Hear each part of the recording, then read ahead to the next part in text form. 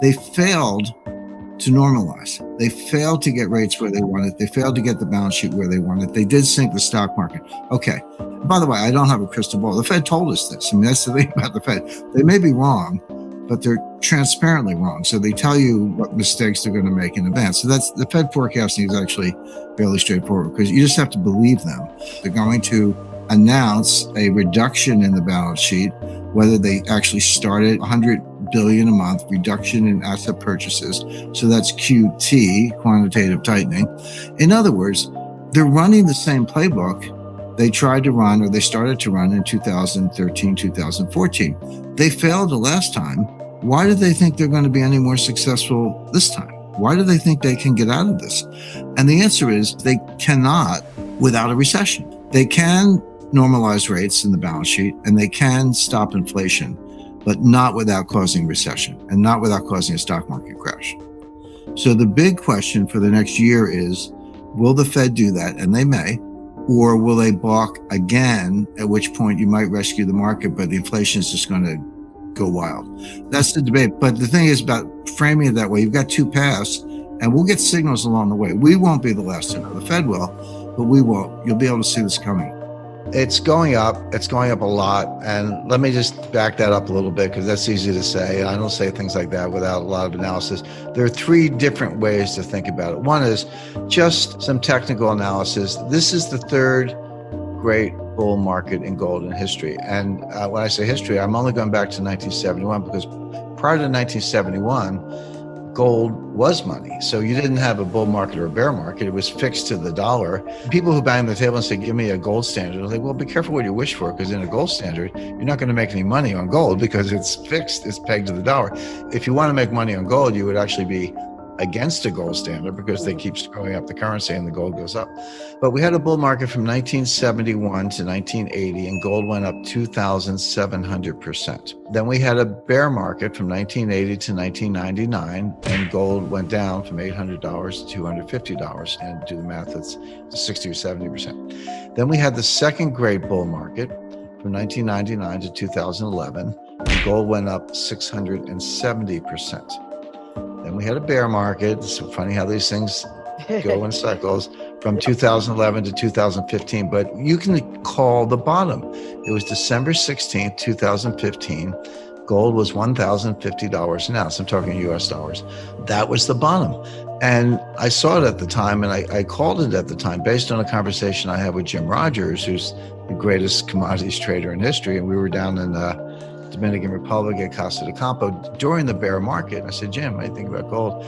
He goes, well, I own it, but I'm not buying more at the moment. I'm waiting.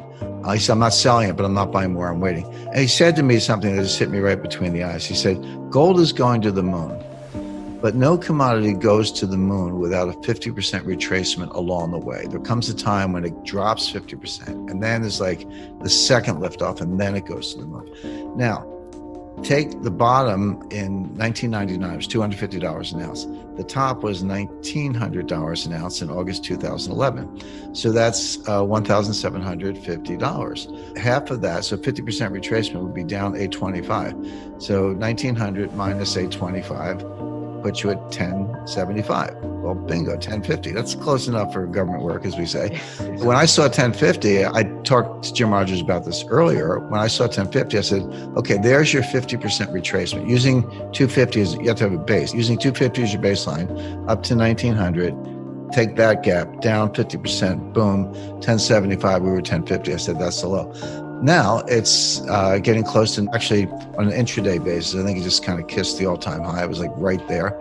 So there's the full retracement of the bear market. But this bull market, the third great bull market, started December 2015.